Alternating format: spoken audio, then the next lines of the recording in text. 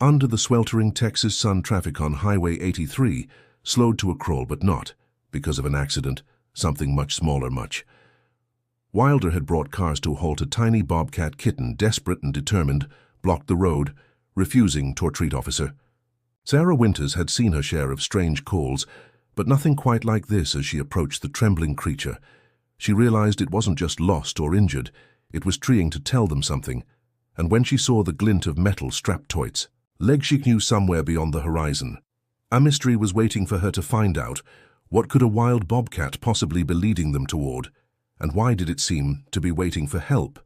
What started as a routine highway patrol would soon uncover a life or death mystery that noon saw coming. Before we start, hit the like button and make sure to subscribe if you haven't, and hit that notification bell so that you won't miss any news stories.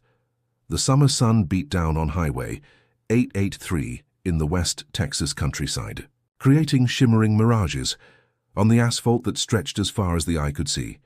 Traffic moved steadily, the usual flow of trucks and cars heading north toward Abine or south to San Angelo, their passengers oblivious to the drama unfolding on the roadside. Officer Sarah Winters adjusted her Stetson against the glare, squinting at the dispatch notes on her cruiser screen at 34.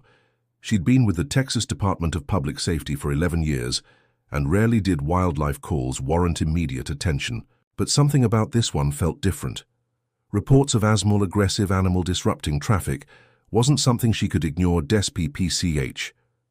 This is Unit 247 responding to the wildlife incident at Highway 83, M marker 143, ETA 3 minutes, she reported, easing off the accelerator as she approached the scene. Roger that, Officer Winters. Be advised, we've had additional calls, motorists reporting what appears to be a juvenile bobcat displaying unusual behavior. Sarah's interest peaked in her experience. Wild animals typically fled from highways, not toward them. Something wasn't right. She spotted the commotion before she reached the mile marker. A cluster of vehicles pulled onto the shoulder, drivers standing outside their cars, pointing and taking photos with their phones with practiced efficiency. Sarah pulled up behind the last vehicle, lights flashing to alert oncoming traffic to the hazard ahead as she stepped out of her cruiser. The hot Texas air hit her like a physical force. She adjusted her utility belt and approached a middle-aged man in a faded Dallas Cowboys t-shirt, who appeared to be directing others to stay back. Afternoon, Sir. Officer Sarah Winters, DPS. Can you tell me what's going on? The man wiped sweat from his brow. Ma'am, there's a baby bobcat over yonder, he said, pointing toward the median. Been trying to cross for about 20 minutes now. Runs out, then retreats. Almost caused tow pile up when a semi-brake, hard to avoid it. Sarah nodded, her trained eyes scanning the area. Anyone try to approach it? No, ma'am. Wild animal and all. Plus he hesitated, seems distressed, like it's trying to get our attention or something. Never seen nothing like it. Sarah thanked the man and walked carefully toward the median, hand resting instinctively on her holster. She dealt with inured wildlife before, and a wounded predator. Even a young one could be unpredictable. Then she saw it, a small bobcat kitten, no more than a few months old. Its spotted coat dusty from the roadside. It paced nervously at the edge of the median, making small darting movements toward the roadway before retreating. When vehicles approached, Sarah kept her distance, observing. There was something off about its behavior. This wasn't an animal randomly crossing a road. It seemed deliberate, almost frantic in its attempts. She raised her binoculars for a closer look, and that's when she noticed it, a small device attached to the cat-chained leg with what appeared to be a blue marker of some kind. The bobcat wasn't wild, or at least not entirely. Sarah retreated to her cruiser and made a call to the Regional Fish and Wildlife Office. Within 20 minutes, a white pickup truck with the Texas Parks and Wildlife Department logo pulled up behind her cruiser. Dr. Stephen Mitchell emerged, a wiry man in his 50s with sun-weathered skin and alert eyes that missed nothing. He'd been the regional wildlife biologist for over 2 decades, and if anyone knew what to make of this, it would be him. Dr. Mitchell. Sarah extended her hand. Appreciate you coming out so quickly. Call me Stephen, he replied, shaking her hand. Furley dispatch mentioned a tag bobcat. That's unusual enough to get me moving. Sarah briefed him as they walked toward the median, careful to keep their movements slow and non-threatening. There she pointed seethe device on its leg. Stephen raised his own binoculars, adjusting the focus. "Well, I'll be damned," he muttered. "That's no tone of ours. What do you mean?" "Wildlife Services uses specific tracking collars, usually around the neck. This is something different," he continued, observing. "There's a blue marker attached.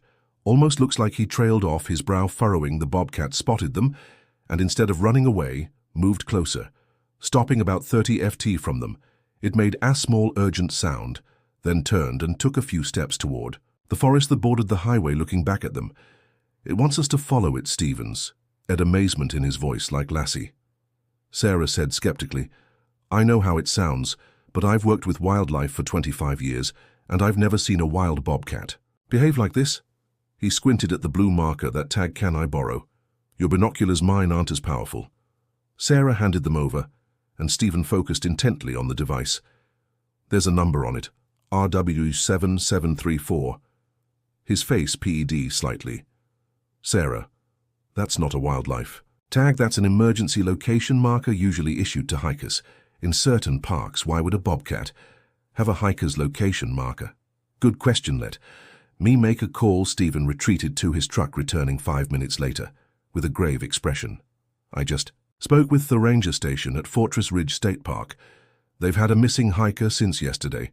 Robert Whitley, 42, experienced outdoorsman. He checked in for a 3-day solo hike, but missed his scheduled check-in last night." Sarah's police instincts kicked in, and the marker number matches. RW are his initials, and 727 T4 was his campsite registration. They both looked at the bobcat, which was still waiting, occasionally making that same urgent sound. "This doesn't make sense," Sarah said. "How would a bobcat end up with a hiker's marker?" Stephen's expression was thoughtful. "There might be an explanation. Let me check something." He pulled out his tablet and tapped through several screens here. Ranger records show that Robert Whitley is a wildlife rehabilitator from Austin, specializes in big cats. Sarah looked at the bobcat with new understanding. So this could be his rescue. Maybe he was tracking it as part of a rehabilitation program. It's possible. But if that's the case, why is the bobcat here? And Rob Burt? Isn't the implication hung between them? The bobcat made another sound, more insistent, this time, and took several more steps toward the forest. Sarah made a decision. "I'm going to follow it if there's any chance. It knows where this hiker is. I'm coming with—" "You," Stephen interrupted. "If Robert is injured, we might need medical supplies." He hurried back to his truck and returned with a backpack, basic first aid, water and emergency rations, standard search and rescue kit. Sarah radio dispatched to update them on the situation and request backup. "We've got a potential missing persons case connected to the wildlife incident. Dr. Mitchell and I are going to investigate, requesting additional units and search and rescue. On standby. Copy that. Officer Winters, be advised. Nearest backup is 30 minutes out. Search and rescue has been notified, but will stage until you confirm. Understood. Will proceed with caution and maintain radio contact." The bobcat, seeming to sense their decision, turned and trotted toward the tree line, looking back periodically to ensure they were following. "Never thought I'd be following a bobcat into the woods," Sarah muttered as they crossed the highway, directing the bystanders to clear the area. "Nature has a way of surprising us," Stephen replied. "Especially when humans get involved." As they entered the forest, the temperature dropped noticeably. Under the canopy of oak and juniper trees, the bobcat stayed about 50 ft ahead, visible enough to follow but maintaining its distance. "It's staying on a clear path," Stephen observed. "That's another sign this isn't typical behavior. Wild bobcats, even partially rehabilitated ones, would use more cover." Sarah nodded, her eyes scanning the ground. There she pointed. "Boot prints, recent ones." Stephen knelt to examine them. "Good eye. These are fresh, maybe a day-old men's hiking boot. Probably size 11 or 12. They continued, following the bobcat, which maintained its steady pace. About a mile into the forest, they came across a clearing where the undergrowth had been disturbed. Broken branches, flattened grass and scattered personal items, a water bottle, a torn backpack strap, and most concerning, spots of what appeared to be dried blood on several leaves. "Someone passed through here in a hurry," Sarah said, her hand moving instinctively to her sidearm. "Saw fell," Stephen added, pointing to a steep drop-off at the edge of the clearing that hadn't been immediately visible. The bobcat had stopped at this point, pacing anxiously and making that same urgent sound they'd heard earlier. It approached the edge of the drop-off, then looked back at them. Sarah and Stephen exchanged glances, then carefully made their way to the edge. Below was a ravine about 30 feet deep, with a small stream running along its bottom, and there, partially concealed by a fallen tree, was a human form. Robert, Stephen called out. Robert Whitley. The figure moved slightly, raising an arm in what might have been a wave. He's alive, Sarah said with relief. Then into her radio dispatch. We've located the missing hiker ravine, approximately 1 meter east of Highway 83 at mile marker 143. Subject is alive but injured, requesting immediate medical evacuation. Copy that. Officer Winters, search and rescue, is mobilizing ETA 45 minutes to your location. Sarah has assessed the ravine. It's not too steep. We can make it down there. I'll go first. Stephen off. I've got the medical supplies they carefully made. Their way down the slope using trees and rocks for support. The bobcat surprised them by finding its own path down, moving with the natural agility of its species. When they reached the bottom, they found Robert Whitley conscious, but clearly in distress. His leg was trapped under the fallen tree, and his face was pale from exposure and dehydration. But when he saw the bobcat approach, a weak smile crossed his face. Nova, he whispered, "Good girl." The bobcat Nova approached cautiously and nuzzled against Robert's outstretched hand. Stephen immediately set to work examining Robert, while Sarah provided water and radioed in more detailed information about his condition: compound fracture of the right tibia, possible concussion, dehydration. Stephen reported, "But stable, Robert. Can you tell us what happened?" Robert took a shaky breath. "I was tracking Nova.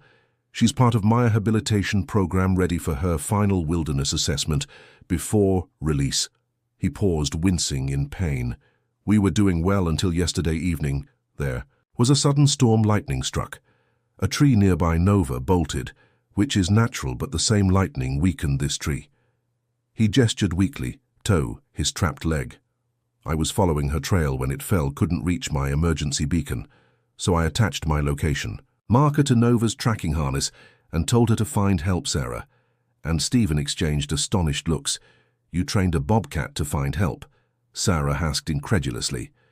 Robert managed a small laugh that turned into a grimace. "Not exactly. Nova was found as a very young kitten raised around humans before. I got her. Part of her rehabilitation was learning that roads mean humans. When she's frightened, she still associates roads with safety." His voice filled with pride. "I wasn't sure it would work, but I hoped she'd go to the road and someone would notice her tag." Nova had settled next to Robert, her spotted body pressed against his side, watching the newcomers with cautious eyes. "That's incredible," Stephen said, applying a splint to Robert's leg. "You essentially improvised in animal search and rescue." "I had faith in her," Robert said simply. The next hour passed in a blur of activity. The search and rescue team arrived with proper medical equipment and a stretcher designed for ravine extractions as they worked to free Robert's leg from under the tree. Nova remained nearby, watchful, but not interfering. Sarah found herself fascinated by the bond between man and animal. It defied everything she thought she knew about wildlife as the rescue team prepared to transport. Robert had called out weakly, "Nova, please, someone needs to look after her. She's not ready for full release yet." Stephen stepped forward. "I'll take personal responsibility for her until you're back on your feet, Robert. You have my word." Relief washed over Robert's face as he was lifted onto the stretcher. "Thank you," he whispered. "Her carrier and supplies are at my campsite, Fortress Ridge, Site 7734. We'll find it," Stephen assured him as Robert was being carried up the ravine. Nova tried to follow, making small distress sounds. Sarah, acting on instinct, knelt down to the bobcat's level. "It's okay, girl. He's going to be all right, and you did good, real good." Nova regarded her with intelligent eyes that seemed to understand more than any wild animals who'd the story of Robert Whitley and Nova. The bobcat made local headlines. That next day, man's life saved by bobcat. Companion interest spread quickly, with national news outlets picking up the heartwarming tale of an animal rehabilitator rescued by the very creature he was preparing to return to. The wild 3 weeks later, Sarah found herself driving to the Austin Wildlife Rehabilitation Center, where Robert worked. She hadn't been able to get Thestery out of her mind, and when her sergeant suggested she do a follow-up as part of their community outreach programs. He eagerly volunteered. The center was situated on 20 acres of land outside Austin, a series of modern buildings surrounded by large naturalistic enclosures. Sarah was greeted by a young volunteer who led her to a sunny room where Robert Whitley sat in a wheelchair, his casted leg propped up on a stool. Officer Winters. He smiled, extending his hand. It's good to finally meet you. Properly last time I was a bit indisposed. Sarah laughed, shaking his hand. Call me Sarah, please, and you were handling a compound fracture better than most people handle a paper cut. Adrenaline is a wonderful thing, Robert chuckled. And knowing Nova succeeded, that was better than any painkiller. How is she? Sarah asked. Robert's face lit up. Why don't you see for yourself? We're about to do her afternoon training session. He wheeled himself out to a long, large enclosure where Dr. Mitchell was already waiting. Sarah was surprised to see him there. Stephen's been coming down twice a week to help with Nova, Robert explained, noting her expression. Says he's never seen anything like her and wants to document her rehabilitation process for a research paper. Stephen greeted them warmly. Sarah, good to see you again. You're just in time for the show. Well, inside the enclosure, Nova was exploring her movements, graceful and precise. She'd grown noticeably in the weeks since Sarah had last seen her, her kitten proportions giving way to the more defined musculature of adolescence. She's getting big. Sarah observed. They grow quickly. At this stage, Robert said proudly, and she's thriving. The experience hasn't seemed to set back her rehabilitation. If anything, it's given us new insights into her cognitive abilities. Stephen opened a small gate, and they entered a protected observation area. Within the enclosure, Nova immediately noticed them and approached, focusing particularly on Sarah. Share members.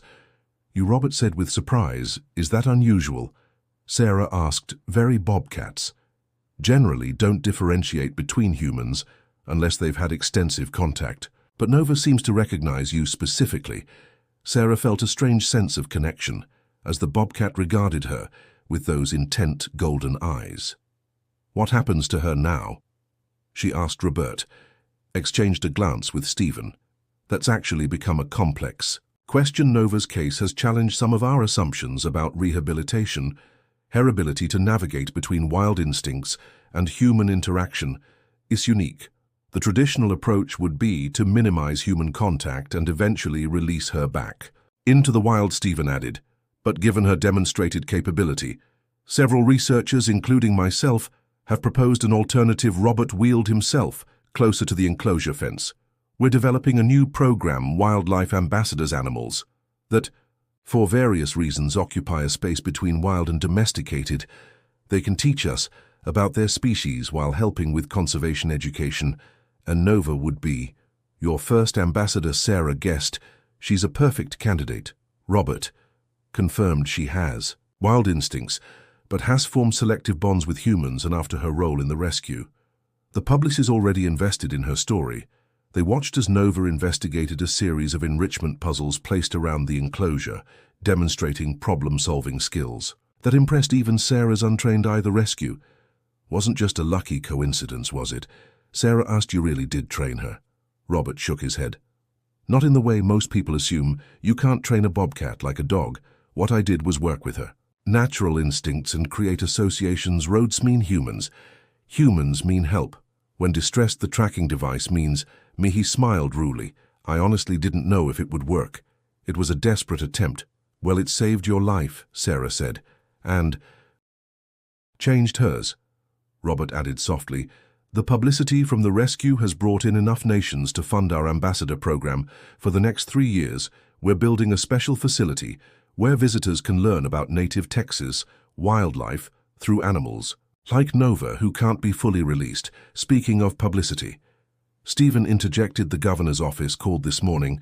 They want to present both of you with a special commendation at the State Conservation Gala next month. Robert looked embarrassed. I told them Nova deserves the award, not me. I believe their exact response was that they don't have a protocol for giving state honors to bobcats. Stephen laughed.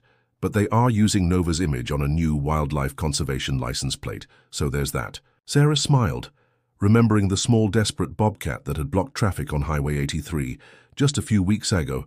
Who could have imagined that such a creature would save a life and potentially change how people viewed their relationship between humans? And wildlife, as if sensing her thoughts, Nova approached the fence where Sarah stood, making a soft cheering sound that seemed almost like a greeting. "Would you like to feed her?"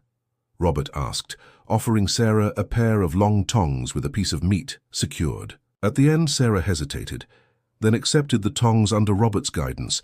She extended the meat through Asmal feeding. Port Nova took it delicately, without any aggression, then sat and calmly ate, while watching Sarah with those intelligent eyes. "I never thought I'd be this close to a wild bobcat." Sarah admitted she's teaching us that wild isn't as simple a concept as we once thought. Robert said there's a spectrum of behaviors and adaptations. Nova is helping us understand that the line between wild and tame isn't as clear-cut as we imagined. 6 months later, Sarah stood in the crowd at the grand opening of the Texas Wildlife Life Ambassador Center. Her department had assigned her as their official representative, but she would have attended anyway. She needed to see how Nova's story had evolved. The center was impressive with naturalistics, habitats designed to give the animal space while still allowing visitors to observe them. Educational displays explained the unique circumstances that had brought each animal to the ambassador program. Injuries that prevented release, imprinting that made wild living impossible, or in Nova's case, exceptional cognitive development that created a unique bridge between wild and human worlds. Nova's habitat was the centerpiece of the facility, a spacious enclosure with rocks, trees, and a small stream designed to mimic her natural environment, while allowing her to interact with researchers and participate in educational programs. Robert, now fully recovered, led the ribbon-cutting ceremony, sharing Nova's story with the assembled crowd and media. When he mentioned Sarah's role in the rescue, he insisted she join him at the podium. Officer Winters represented the best of human compassion that day. He told the crowd she didn't dismiss a mere animal as unimportant. She recognized intelligence and intent, even when it came in an unexpected form. Afterward, as the crowd dispersed to tour the facility, Robert took Sarah to a special observation area where they could see Nova up close. "She's become quite the celebrity," Sarah observed as the bobcat lounged regally on a rock outcropping, seemingly unbothered by the admiring visitors.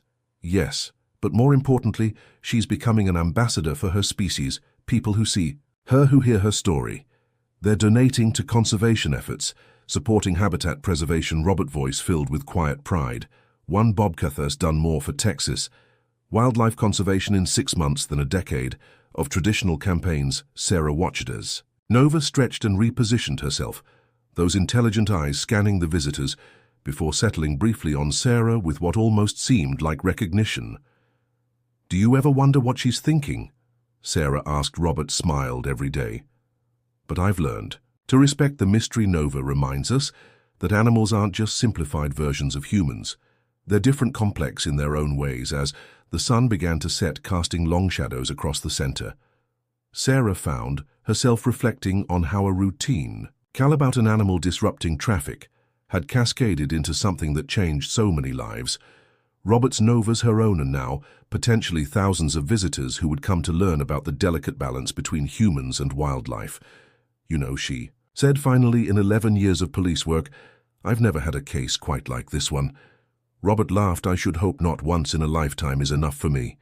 They watched in comfortable silence as Nova, the bobcat, who had once desperately tried to get human attention on a busy highway, now commanded it effortlessly. Her very presence, a testament to the unexpected ways that humans and animals could impact each other's lives. In the fading light, as visitors reluctantly began to leave, Nova rose from her perch and approached the observation glass where Sarah stood. For a moment those golden eyes met hers, and Sarah felt again that inexplicable connection, a bridge between two worlds, wild and human, each with lessons to teach the other.